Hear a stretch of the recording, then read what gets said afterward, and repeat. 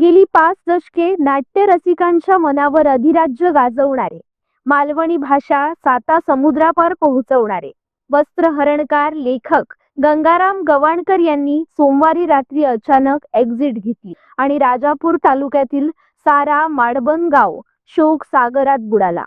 त्यांच्या जाण्यानं केवळ रंगभूमीच नव्हे तर माडबन गाव देखील पोरका झाल्याची संवेदना माडबन वासियांनी व्यक्त केली आहे। इथे नानांचे रायटिंग म्हणजे लिखाण करायचे रूम ऑफिस आहे नानांचं। इथे नाना कादंबरी नाटक इथे लिहायचं, लेख वगैरे असे लिहायचे नाना इथे बसून त्या टेबलवर खुश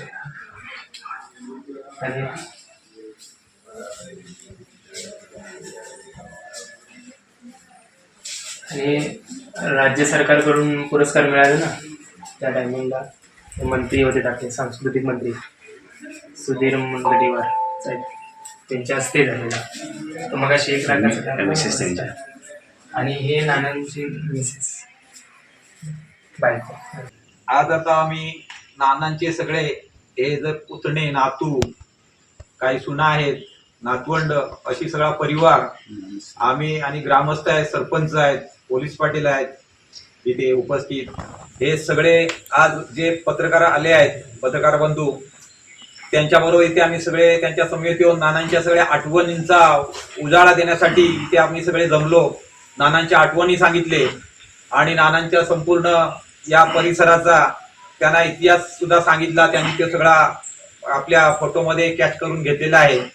अशा तऱ्हेने नाना आज जगप्रसिद्ध महान व्यक्ती ही जरी आपल्यातून गेली तरी ती आमच्या जवळच आहे असं आम्हाला ते वाटतंय आणि त्याच्यामुळे नानांच्या आत्म्याला चिरशांती लाभो यासाठी आज आम्ही हे सगळे गावकरी, सरपंच, पोलीस पाटील, इतर नानांचे सगळे नातवंड, सुना, पुतण्या हे सगळे एकत्र येऊन आज नानांना आम्ही एक भावपूर्ण अशी श्रद्धांजली आपल्या समोर आम्ही देत आहोत आणि त्यासाठी आपण सगळ्यांनी आता नानांना 1-2 मिनिटं स्तब्धता पाळून आपल्याला श्रद्धांजली द्यायची आहे। आमचे आज नाना हे आज आमच्यातून गेले त्यामुळे आम्हाला खरोखर अतिशय दुःख वाटतंय। कारण आत्ता 1 महिन्यापूर्वी ते मला म्हणाले की अरे श्याम आपल्याला वर भेटू नको, ह्या नाटकात आपल्याला प्रयोग करायचा आहे आणि या प्रयोगामध्ये की मेन जे माझ्या गावाचे कलाकार आहेत त्यांना मला मोठा करायचा आहे आणि तुला त्याची मेन भूमिका मी देतो आहे आणि गणपती झाले की आपण त्याची रिहर्सल चालू करूया। पण आज ते रिहर्सल चालू करण्याच्या पूर्वी गेले आणि खूप म्हणजे आमची सगळ्यांची अगदी निराशा झाली आहे। नानांमुळे आम्हाला अस्वस्थ वाटायला लागलं आहे। इथे जे हनुमान मंदिर बांधले त्यांनी आणि या मंदिरामध्ये न चुकता हनुमान मंदिरामध्ये हनुमान जयंतीला ते मोठा उत्सव करायचे, स्वतःच उत्सव करायचे आणि खूप म्हणजे इतके प्रेमळ होते की सगळ्या गावातल्या लोकांना कोणाला हवे कोणाला नको असे एक आमच्यातले अतिशय प्रेमळ आणि आमचा एक आधारस्तंभ म्हणून जे आमचे वरिष्ठ आहेत ते 1च वर्ष गवाणकरांमध्ये तर राहिले होते आणि तेही आमच्यातून आता निघून गेले। त्याच्यामुळे आम्ही नाटकाचे त्यांची वाट बघतो नाटकाचे एक कलाकार म्हणून। पण त्यांनी जे पुस्तक लिहिलं आहे वर भेटू नको तर त्या पुस्तकाचे आम्ही निश्चितपणे त्यांना एक श्रद्धांजली म्हणून आम्ही जे आम्हाला शक्य होईल त्या पद्धतीने तो निश्चित प्रयोग आम्ही करण्याचा प्रयत्न करू आणि तो प्रयोग करून त्या नानांना आम्ही श्रद्धांजली निश्चित त्या रूपाने देऊ केलं।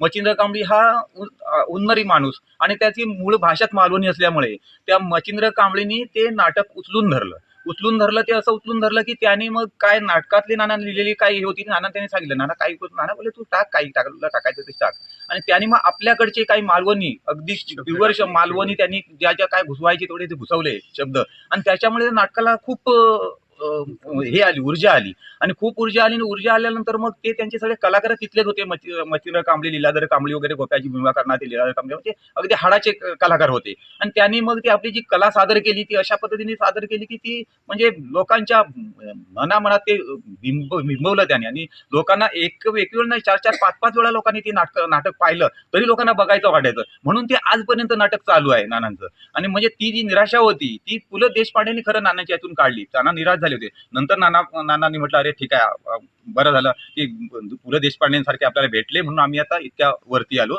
आणि मच्छिंद्र कांबळींनी आपली ताकद चांगली लावली।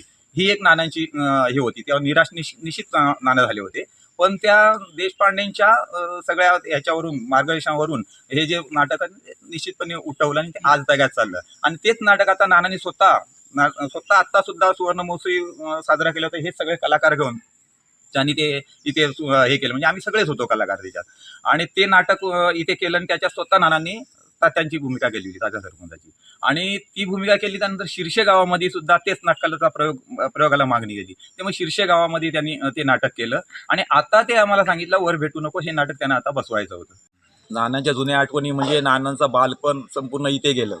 आणि ते महत्त्वाचा म्हणजे आमचा एक समुद्रावरती रापण हा व्यवसाय होता, पारंपरिक व्यवसाय. आणि ते नेहमी आम्हाला म्हणायचे, अरे श्यामा, आपल्याला पारंपरिक व्यवसाय रापणीचा उभा करायचा आहे, बरीच वर्षा तो बंद झाला आहे, तर आपल्याला चालू करायचा आहे. आणि त्यामुळे त्यांनी तो पुढाकार घेऊन सगळ्या गावाला एकत्र करून ते तो जो रापणीचा व्यवसाय त्यांनी उभा केला, सगळ्या लोकांना जमा केलं, भवानी मंदिरामध्ये जी मीटिंग लावली आणि सगळ्या लोकांना एकत्र केलं. लोकांनी पण चांगला रिस्पॉन्स दिला आणि सगळ्या लोकांनी मिळून ते रापणीचा व्यवसाय नानांनी उभा करून दिला, की जेणेकरून सगळ्यांच्या घरामध्ये 4 मासे येतील, 4 पैसे मिळतील, या उद्देशाने तो रापणीचा व्यवसाय केला. आणि मग ते म्हणायला लागले, अरे माझा बालपण मला आठवतं, आता त्या बालपणी जी रापणीला मी होतो त्या स्वतः प्रत्यक्ष आपण आता रापण घालतो.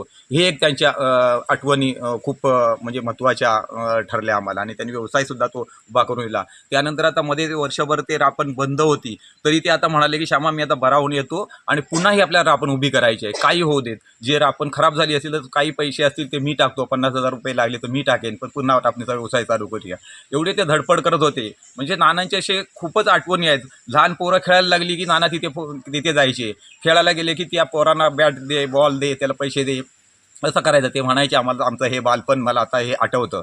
आणि त्या बालपणामुळे लहान मुलांचे मॅची लावण्या वगैरे हे सगळं त्यांना खूप असा शौक होता. अशा तऱ्हेचे नानांचे आठवणी असे म्हणजे खूप आहे येण्यासारखे असे आठवणी नानांचे. की पुन्हा त्या जे स्तंभ देवस्थान आहे आमच्या खालच्यावाडी, म्हणजे ते बारावाडीचं ते एक हे आहे धर्मपीठ, भंडारी समाजाचं धर्मपीठ आहे. आणि त्या धर्मपीठाचे हे गवाणकर प्रमुख आहेत. ते नानांनी म्हटलं की हे आपल्या धर्मपीठ आहे, या धर्मपीठाला आपल्याला ओपन आहे, तर तिथे मला मंडप टाकायचा आहे. आत्ता ते 15 दिवसापूर्वी पण हे आमच्या पोरग्याला बोलले की अरे मला मंडप टाकायचा आहे, मी आता बरावून येतो आणि तिथे आपल्याला मंडप टाकायचा आहे. मी ते मंडप टाकणार, तिथे खुर्च्या टाकणार आणि तिथे मला एक नाटक वगैरे बनवायचं आहे. तिथे आपण नाटक करूया त्या मंडपामध्ये आणि आपल्याला आपल्या या धर्मपीठाची प्रसिद्धी करूया. असं सुद्धा त्यांनी आत्ता एक मरण्याच्या 15-20 दिवस अगोदर यांच्याशी चर्चा केली. असं सुद्धा मी त्यांना गावामध्ये खूप इंटरेस्ट होती की गावामध्ये आपण काहीतरी करूया, काहीतरी करायचं, असं त्यांचं खूप म्हणजे अखेरच्या क्षणापर्यंत. आणि त्यांना असं वाटलंच नव्हतं की मी जाईन असं. आता एवढे सिरियस कंडिशनमध्ये असताना पण सांगायचे, नाही आपल्याला नाटक करायचं आहे, आपल्याला मंडप टाकायचा, मला बरावून यायचं आहे. अशा तऱ्हेचा एक चांगला. शाळेला 100 वर्ष झाली, या आमच्या मराठी शाळेला, ज्या शाळेमध्ये ते शिकले त्या शाळेला 100 वर्ष झाली. म्हणून ते मला खूप बोलले, अरे श्याम, शाळेला 100 वर्ष होत आहेत. अरे ज्या शाळेत आम्ही शिकलो, आणि माझा पुण्य असं आहे की मी आत्ता गावी आलो आहे आणि माझं बालपण तिथे गेलं, मी ती शिकलो आहे आणि त्या शाळेला 100 वर्ष होत आहेत. मग त्या 100 वर्ष झाली तर त्या सुवर्ण महोत्सव आपल्याला करायचा आहे. मी म्हटलं नाना ठीक आहे, करायचं, आम्ही पण म्हणले शाळेत शिकलो आहोत. आणि त्यासाठी नानाने आम्हाला सगळ्यांनी एकत्र केलं. आम्ही सगळ्या गावाल्यांना जमवलं, इथे गावची कमिटी स्थापन केली, मुंबईला कमिटी स्थापन केली आणि जवळजवळ 6-7 लाख रुपये जमा केले. आणि एकच दिवसाचा कार्यक्रम करायचा होता, तो आम्ही 2 दिवसाचा कार्यक्रम पूर्ण केला तिथे. आणि त्यासाठी तिथे ह्याला आणले होते, गिरीश ओकना तिथे प्रमुख पाहुणे म्हणून आणले होते. गिरीश ओक होते 2 दिवस. अशा तऱ्हेने तो अगदी भरगच्च असा कार्यक्रम झाला की संपूर्ण या पंचक्रोशीमध्ये तालुक्यामध्ये सगळे लोक म्हणायला लागले की माडबनच्या सुवर्ण महोत्सवी जे शाळेचा हे झालं असं आम्ही कुठे कधी बघितलं नाही. म्हणजे एवढा तो जंगलाळ भाग आहे, माळ आहे, माळावरती आजूबाजूला घर नाही आणि अशा ठिकाणी अशी एवढी काय लाईटिंग वगैरे केली होती की एखाद्या शहरात होणार नाही. ते अनेक लोक आम्हाला म्हणायला लागले, अरे काय धन्य तुम्ही, म्हणतो अरे तुमची ही कमिटीने एवढं काम केलंय आणि म्हणतो एवढे हे तुम्ही नानांच्या पुढाकाराने म्हणतो एवढा केलं. ते म्हणतो असं की शहरामध्ये होणार नाही, हे तुम्ही या खेडेगावामध्ये एक माळ रानावरती करून दाखवलं. अतिशय म्हणजे कोणाच्या म्हणजे असं भविष्यात म्हणजे कोण करणार सुद्धा नाही अशा तऱ्हेने म्हणतो तुम्ही केलं, हे काम केलं. असं ते नानांनी ते एक शाळेचा सुवर्ण महोत्सवी ते सुद्धा गेल्या वर्षी साजरा केला. आणि म्हणजे अशा तऱ्हेने त्यांना वस्त्रण नाटक तर आता तो सगळ्यांनाच माहिती आहे. वस्त्रण नाटकाची केवढी प्रसिद्ध झाली, ती अखंड जगाच्या कानाकोपऱ्यामध्ये पोचवलं त्यांनी. आणि त्याशिवाय अनेक पुन्हा त्यांनी नाटकं केली. जवळजवळ 16-17 नाटकं त्यांची इथे झाली. वाडाची साल, पिंपळाला वगैरे अशी जी नाटकं होती ती झाली. पुन्हा डोळा मारून मेलो, डोळं मारून गेलो, अशा तऱ्हेची चांगली नाटकं त्यांनी इथे केली आणि त्यामुळे कलाकारांना दिला. आता विठ्ठल विठ्ठल नाटक एक त्यांनी स्वतः लिहिलं आणि ते स्वतः नाटक लिहून ते त्या 80मधले कलाकार त्यांनी निवडले आणि त्या कलाकारांच्या फोटोसहित ते पुस्तक त्यांनी तिथे प्रसिद्ध केलं आणि ते प्रसिद्ध करून त्यांनी ती नाटक करून त्या नाटकाचे प्रयोग आज त्यांचे चालत आहेत. अगदी पंढरपूरपासून त्यांनी ते नाटक केलं विठ्ठल विठ्ठल याचं आणि ते नाटकाचा प्रयोग म्हणजे एवढे फुल झाले त्यांचे, जवळजवळ मला वाटतं 25-30-35 प्रयोग त्यांचे आता सध्या झालेले आहेत आणि त्यांना अजून मागणी आहे.